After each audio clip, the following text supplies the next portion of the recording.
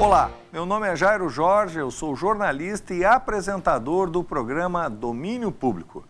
Aqui em discussão, educação, inovação e o futuro do Rio Grande do Brasil. No Domínio Público de hoje, em debate, a violência nas escolas no Rio Grande do Sul.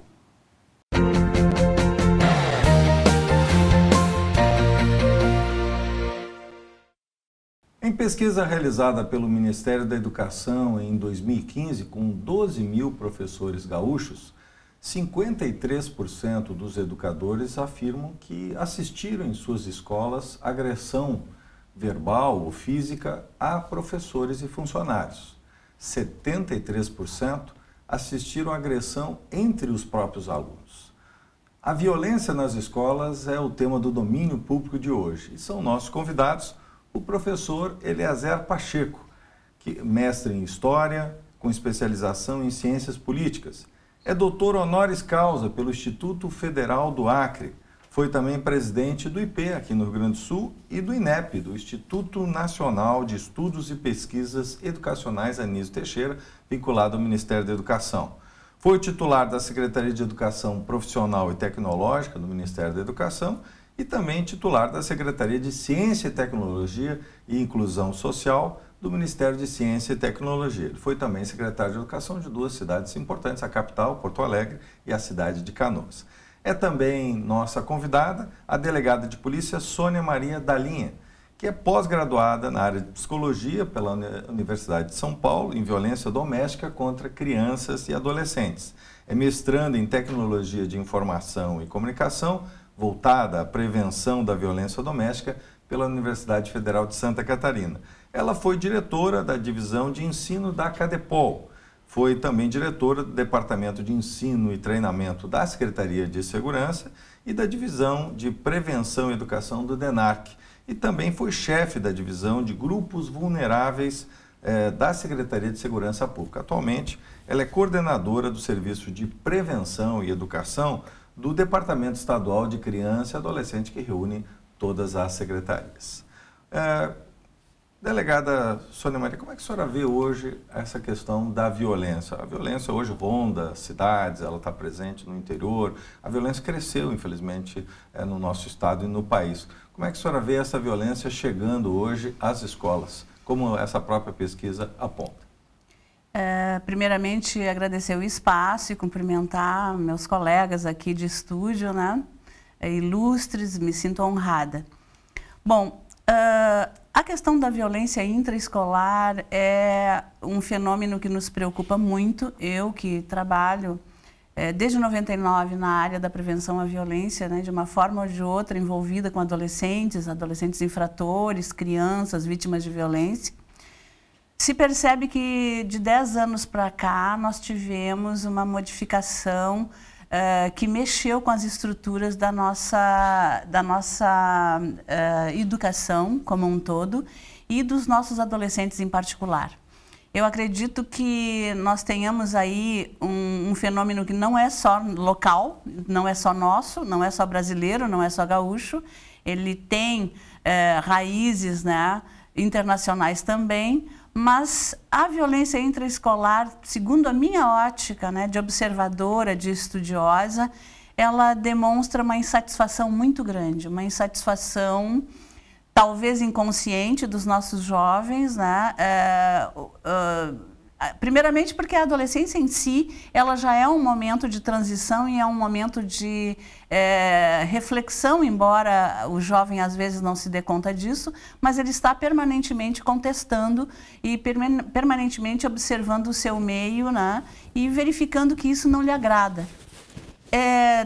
De outro lado, e aí nós vamos passar para o lado da violência pura, né, que é a questão das nossas periferias, onde, lastimavelmente, nós temos núcleos de tráfico de drogas que estão angariando os seus membros dentre os nossos jovens. Isso é extremamente preocupante. E eu, com a minha ótica também de policial, de delegada de polícia, entendo que o jovem, dentro dessa sua insatisfação e verificando que o seu meio não lhe dá oportunidade, ele pende para o lado da violência como única maneira de desaguar, né, suas insatisfações e também para satisfazer seus anseios, o anseio de consumo, o anseio de poder. Né? Então, é um processo complexo e que requer uma energia gigantesca dos meios públicos, das políticas públicas, da segurança pública e da sociedade em geral. Estamos no momento de rever nossos conceitos em termos de educação, em termos de comunidade, em termos de relacionamento e, principalmente, precisamos repaginar a família. Né? A família está frágil, né? Ela não está conseguindo repassar para o seu fruto, digamos assim, princípios básicos de convivência, de harmonia. O nosso jovem não é pacífico e isso tem o reflexo de onde ele vive, diretamente o reflexo de onde ele vive. Precisamos nos unir, né? É o que eu sempre digo. Recentemente eu fui chamada para fazer uma palestra para professores aqui no centro, praticamente, de Porto Alegre, escola que causou até certas preocupações aí, invadiu os jornais por conta do consumo de drogas, né? E esses professores me relatavam essas suas dificuldades de lidarem com esta nova juventude, essa juventude que está contestando, né, e está se sentindo extremamente insatisfeita. Vamos nos unir e vamos, primeiramente, estudar muito esse fenômeno para poder achar o ponto em que os nossos adolescentes vão poder ser alcançados, porque eles estão, neste momento, fora do nosso alcance, né? Vivendo num limbo que não é saudável nesse momento.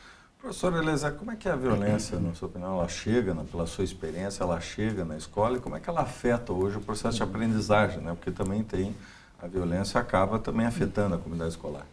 Saúde inicialmente Rogério Jorge, a delegada Ana, agradecendo o convite para estar aqui.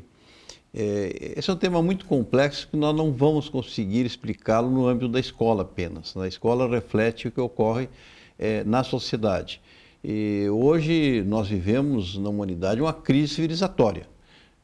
Os valores, né, estão completamente desgastados.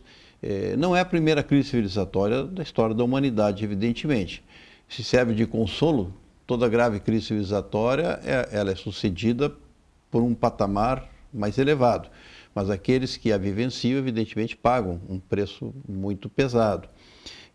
Desde as relações internacionais, a violência que nós vemos institucionalizada hoje como forma de solução dos conflitos internacionais, a cultura da sociedade brasileira, que é uma cultura de violência. Essa história que o brasileiro é pacífico é uma lenda, um país que foi o último da humanidade a abolir o trabalho escravo, não é um país cordial. Nós tivemos 300 e tantos anos de escravidão, com a violência institucionalizada das instituições no Brasil. A desvalorização do professor, eu acho que é um elemento muito importante, e eu não estou me referindo à valorização salarial necessariamente, a desvalorização social do professor. O professor, no nosso país, em outros países, já foi uma categoria extremamente respeitada. Há países que não há nenhuma profissão mais valorizada que a profissão de professor. Numa sociedade como a nossa, que a pessoa é valorizada pelo seu ter, pelas suas posses, o aluno não tem um respeito por um profissional que chega mal vestido, que chega com a autoestima baixa, que na sua concepção não é digno de respeito. E eu colocaria um outro fator ainda, que é certos modismos pedagógicos. Tá? Não confundam como alguns setores conservadores tentaram dizer, não, é culpa do Paulo Freire. Paulo Freire não tem absolutamente nada a ver com isso. Tá? Mas é culpa, sim, de um modismo que confunde, até pela nossa própria cultura democrática, democracia com anarquia, com exclamação. A educação exige disciplina, exige foco, senão tu não consegue ter uma aprendizagem condizente. Mas, para responder objetivamente a questão que tu coloca, obviamente que isso reflete violentamente, diretamente na aprendizagem. Né? Num ambiente de insegurança, de violência, de animosidade, tem reflexos muito negativos. E isso reflete nos índices assustadores de desempenho dos nossos alunos a nível nacional. Talvez a única exceção seja os institutos federais, que tu conhece muito bem, né? Institutos federais têm desempenho a nível dos países escandinavos. Tal.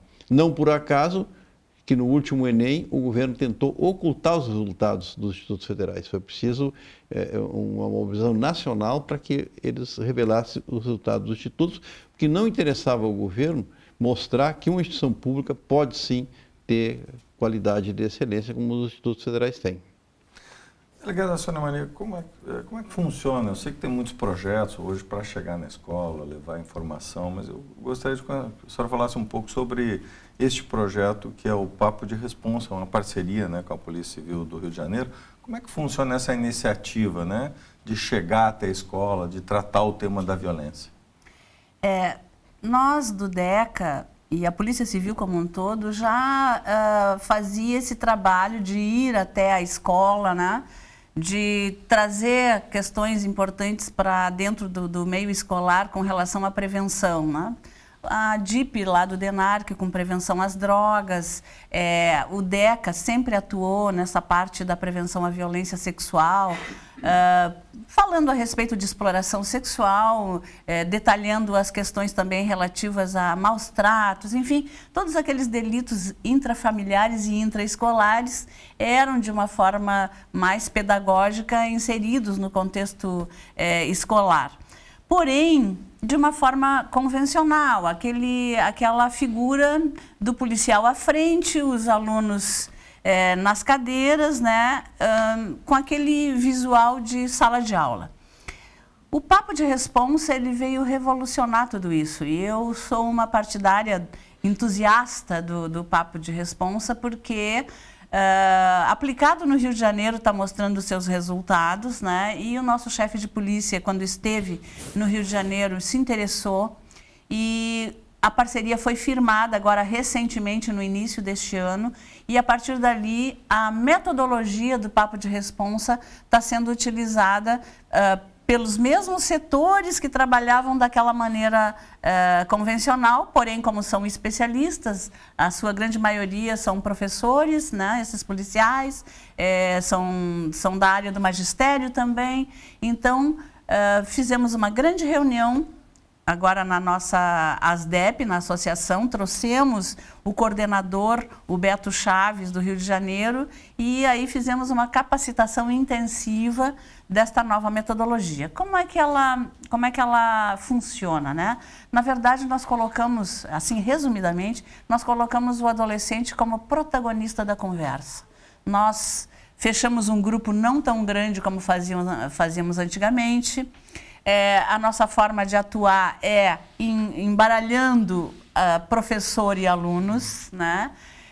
E fazendo com que o jovem venha a público falar dos seus anseios, dos seus problemas, do que ele está enfrentando, e ele também é perguntado a respeito das soluções que ele sugere, e desta forma a gente trabalha com essa empatia. E é inacreditável os resultados, né? Os resultados, na minha opinião, estão extremamente otimistas nesse momento.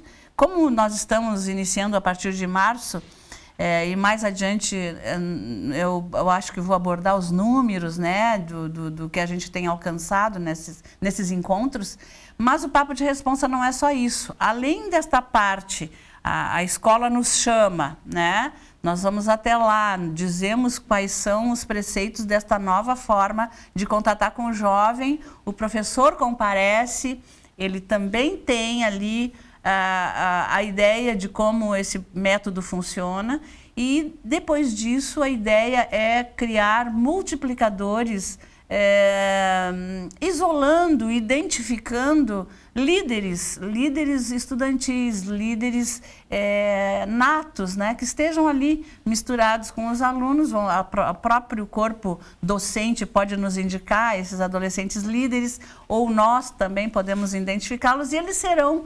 multiplicadores. Portanto, é uma retroalimentação do projeto, né, que vai fazer com que esses mesmos jovens que ouviram e se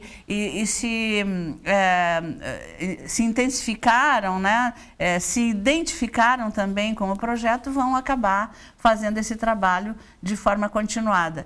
Dentro desse preceito, a escolha das escolas está em andamento, né? A Gomes Carneiro é uma das escolas que já faz parte desse planejamento. A gente já tem uma sequência de atos que aconteceram lá.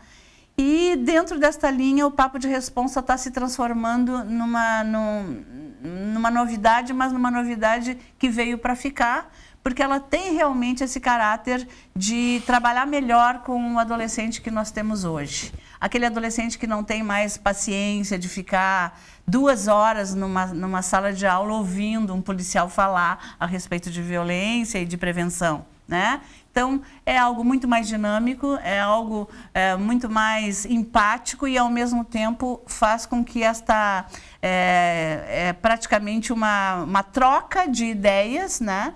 Que faz com que o jovem se conscientize, se tenha como alguém que faz parte da comunidade e vai poder também ser um modificador desta sociedade que não lhe agrada. Professor Eliezer, o senhor esteve à frente de redes importantes, seja, por exemplo, na Secretaria de Educação Tecnológica, no Ministério, o senhor teve as escolas técnicas em todo o Brasil. O senhor também foi secretário de 2 cidades importantes, a nossa capital, Porto Alegre, a cidade de Canoas.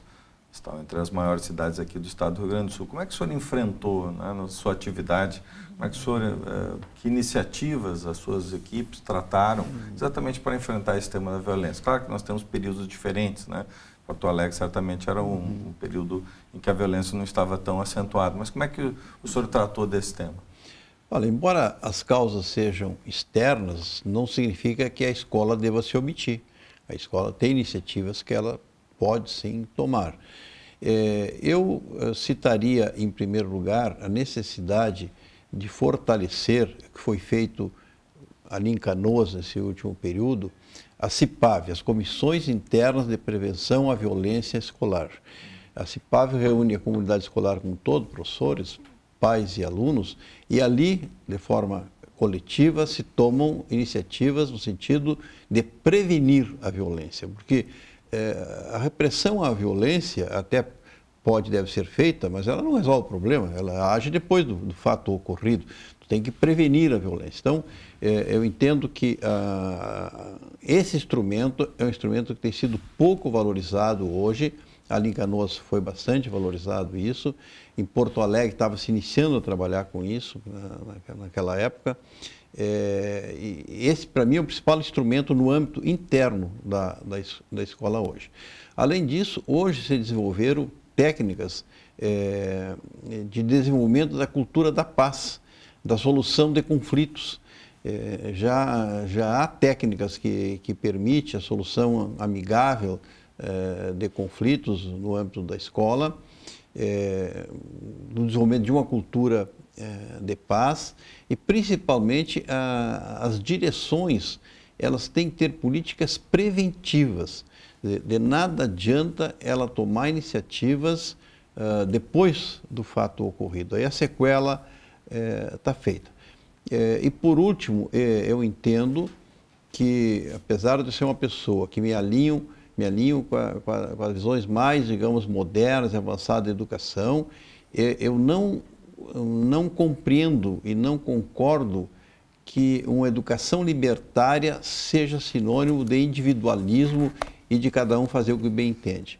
A escola exige disciplina, exige cumprimento de metas e exige respeito mútuo entre os estudantes e principalmente dos estudantes em relação a seus professores.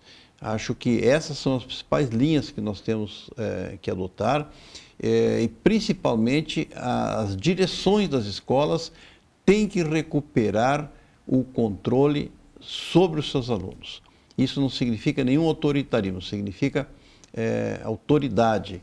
É inadmissível, por exemplo, como temos visto na imprensa, que uma direção admita que os seus alunos, em horário escolar e no âmbito da escola, utilizem drogas. Quer dizer, fora do âmbito da escola, a direção não tem muito o que fazer, mas no âmbito da escola, ela tem a obrigação de exigir que ali essas regras mínimas de civilidade sejam observadas. Delegada Sônia, a senhora falou um pouco já nesses resultados, né? Já tem uma experiência no Rio de Janeiro, bastante já consolidada. E aqui, já dá para falar em alguns resultados, já alguns, né, dá para fazer um balanço já desses primeiros meses do projeto? Primeiramente, até dizer aqui que eu concordo com todas as palavras aqui do meu colega de entrevista, né? O mestre aqui ao meu lado, realmente a questão do respeito ao professor e da própria forma de disciplina interna é extremamente necessária. Com relação aos números, né, nós tínhamos já um trabalho de prevenção junto às escolas, junto ao corpo docente também dessas escolas, não somente em relação aos alunos. E esses números eram bem interessantes. A gente tinha um trabalho que era rotineiro do DECA, que desde o início da sua existência trabalha as questões preventivas, né? Para vocês terem uma ideia, dentro da nossa estrutura nós temos também as salas de ouvida protegida. Então, é um tipo de trabalho já que o DECA faz, mesmo antes da legislação que chegou agora recentemente, só para fazer uma observação em relação ao que o DECA faz. Além do seu trabalho operacional, todo o seu trabalho relacionado à Delegacia de Criança e Adolescente Vítima de Delito, por exemplo, que se ocupa, né, dos estupradores, dos abusadores, da exploração sexual e todas essas questões violentíssimas, e as Delegacias de Adolescente Infrator, que se ocupam das questões relacionadas a atos infracionais. Paralelo a isso, o trabalho que eu coordeno, né, que é do Serviço de Prevenção e Educação, todo um trabalho de capacitação dos nossos servidores policiais que se dedicam a isso, embora também trabalhem na área operacional, dedicam muitas vezes, as suas folgas para esse tipo de trabalho. Porém, esta mudança que o Papo de Responsa trouxe, essa nova metodologia, essa forma que está mais em dia com o seu tempo, digamos assim, né? Está nos deixando muito entusiasmados pela adesão. A adesão das escolas, a adesão, inclusive, de regiões policiais. Para ter uma ideia, nós estivemos agora, recentemente, reunindo todos os que no interior já faziam, de alguma maneira, esse trabalho de prevenção, para que eles conhecessem a metodologia do Papo de Responsa. E eles, digamos, devidamente instruídos e recebendo todos os elementos necessários para desenvolverem esse projeto no interior, voltaram às suas regiões e já iniciaram esse trajeto, já iniciaram esse trabalho de fazer com que o aluno faça parte do processo de conscientização de ele como sujeito, né, de direitos, mas também de deveres. Professor Eliezer, um minuto para encerrar. Como é que o senhor vê essa questão da família, né? A integração também com a família para enfrentar o tema da violência? Bom, nesse processo de degradação social que a gente vive, certamente a desestruturação familiar ela é decisiva. Tanto a desestruturação familiar, uma outra variável que nós não abordamos aqui, que é importante, que é a questão do tráfico de drogas, né? O tráfico de drogas, ele incide direto na escola. E nós vamos ter que ver uma outra política que tratar disso. A política puramente repressiva não tem dado resultados. Eu não saberia qual o caminho e teria tempo para isso. Mas nós temos que ver uma outra abordagem dessa questão das drogas. Então, eu entendo que é necessário que haja uma política nacional, inclusive, de enfrentamento dessa questão. E isso passa, certamente, pelo apoio das famílias, pelo acompanhamento das famílias, porque os pais são os primeiros a verem os reflexos de algum tipo de transtorno, de conduta por parte dos seus filhos. Queremos, então, agradecer a participação do professor Eliezer Pacheco e também da delegada Sônia Maria da Linha, que trouxeram aqui luzes sobre o tema da violência que chega às escolas aqui no nosso estado, mas também no país. O Domínio Público fica por aqui, deixa suas sugestões, ideias nas redes sociais. Sempre aguardamos as suas contribuições. Domínio Público volta no próximo domingo, em novo horário, às 9 da noite. Até lá!